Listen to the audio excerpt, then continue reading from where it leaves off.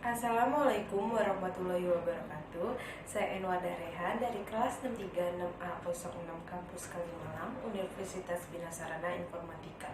Saya mendapat kesempatan untuk mempresentasikan analisis laporan keuangan PT FKS Food Sejahtera Tbk. Dalam waktu beberapa menit ke depan, saya akan menjelaskan tentang analisis laporan keuangan PT FKS Food Sejahtera Tbk. Apa sih analisis laporan keuangan itu? Analisis laporan keuangan adalah kegiatan menganalisa laporan keuangan menggunakan konsep dan standar akuntansi keuangan.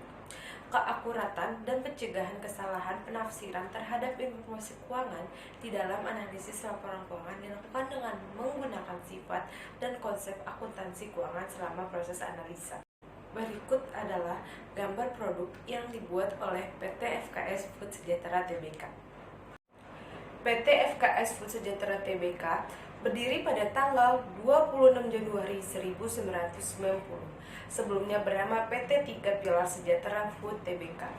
Berlaku efektif terhitung sejak 25 Maret 2021.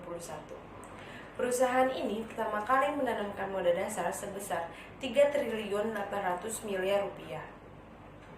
PT FKS Food Sejahtera Tbk ini memproduksi makanan dasar dan makanan konsumsi seperti mie keriting, bihun, mie kremes, snack, biskuit, dan permen. Berikut adalah beberapa iklan dari PT FKS Food Sejahtera Tbk. Kamu bosan lagi sedih, bete terus mie kremes. Lebih nyaman sama yang lembut. Move on yuk ke bihunku. Aku selalu memilih yang terbaik dari alam dan tradisi Indonesia. Gulas menjadi sahabat. Sudah lebih dari 60 tahun, ayam 2 telur jadi pelopor mie telur Indonesia. Tradisi keluarga dari masa ke masa. Ayam 2 telur dari gandum alami.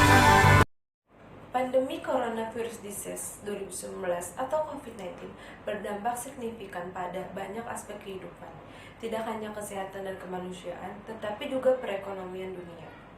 Perkembangan kurang menguntungkan kepada perekonomian global ini tidak dapat dihindari sebagai akibat penerapan kebijakan pembatasan mobilitas untuk mengurangi penyebaran COVID-19.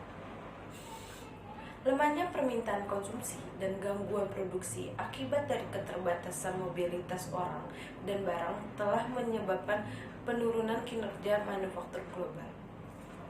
Berikut laporan keuangan PT FKS Food Sejahtera Tbk pada tahun 2019 sampai 2020. Bisa kita lihat, pertama ada aset lancar. Aset lancar adalah aset yang penggunaannya hanya dalam jangka waktu yang singkat. Aset lancar umumnya terdiri dari kas, sekuritas, piutang, persediaan, pembayaran di muka, dan pendapatan. Bisa kita lihat di mana dalam laporan keuangan ini, pada tahun 2020 aset lancar naik 46,62% atau 221,10 miliar.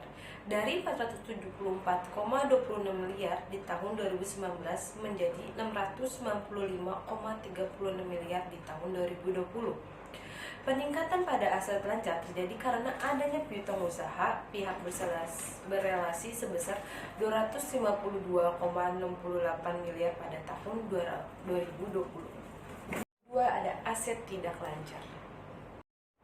Aset tidak lancar adalah aset jangka panjang di mana nilai penuhnya tidak akan direalisasikan pada periode akuntansi. Mereka mewakili aset yang tidak likuid, contohnya adalah properti, pabrik, dan peralatan. Aset tidak lancar tercatat menurun 5,63% atau 78,51 miliar dari 1.394,71 miliar di tahun 2019 menjadi 1.316,20 miliar di tahun 2020. Penurunan terjadi seiring penurunan pada aset non-keuangan tidak lancar lainnya menjadi 1,03 miliar pada tahun 2020. Jika kita jumlahkan aset lancar dan aset tidak lancar, maka mengalami kenaikan sebesar 7,63% atau 142,491 miliar. Selanjutnya ada liabilitas. Liabilitas adalah utang yang dilakukan untuk memenuhi kebutuhan operasional bisnis. Liabilitas dibagi menjadi dua, yaitu ada liabilitas jangka pendek dan liabilitas jangka panjang. Liabilitas jangka pendek ini memiliki waktu jatuh tempo maksimal 1 tahun. Contohnya utang dagang, utang weksel, penghasilan yang dilakukan, beban yang perlu dibayarkan, utang pajak, pendapatan diterima di muka, pinjaman jangka pendek. Pada laporan keuangan tahun 2020, liabilitas jangka pendek mengalami penurunan. Penurunan pada liabilitas jangka pendek utamanya didorong oleh penurunan pada liabilitas keuangan jangka pendek lainnya sebesar 75,51% atau 289,67 miliar.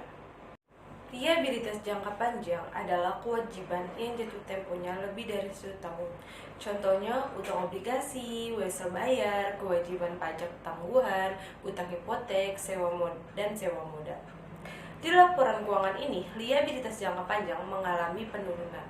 Penurunan pada liabilitas jangka panjang utamanya didorong oleh penurunan pada utang obligasi dan utang suku ijarah masing-masing sebesar 98,35% dan 93,58%. Jumlah liabilitas tercatat turun 66,45% atau 2343,52 miliar dari 526,80 miliar di tahun 2019 menjadi 183,30 miliar. Penurunan tersebut utamanya terjadi karena adanya penurunan pada liabilitas jangka pendek dan jangka panjang masing-masing sebesar 25,80% dan 86,19%. Selanjutnya, pada tahun 2020, perseroan mencatatkan peningkatan jumlah ekuitas sebesar 7,63% atau 142,59 miliar dari defisit 1.657,85 miliar di tahun 2019 menjadi 828,26 miliar. Peningkatan tersebut didorong oleh penambahan modal ditempatkan dan disetor penuh dan ditambah modal di setor neto masing-masing menjadi 1.902,86 miliar dan 1.515,60 miliar. Pada tahun 2020, jumlah liabilitas dan ekuitas naik menjadi 7,63%. Penjualan neto pada tahun 2020, perseroan membukukan penjualan sebesar 1.283,33 miliar, turun sebesar 15,04% atau 227,10 miliar dari tahun sebelumnya yang tercatat sebesar 1.510,43 miliar.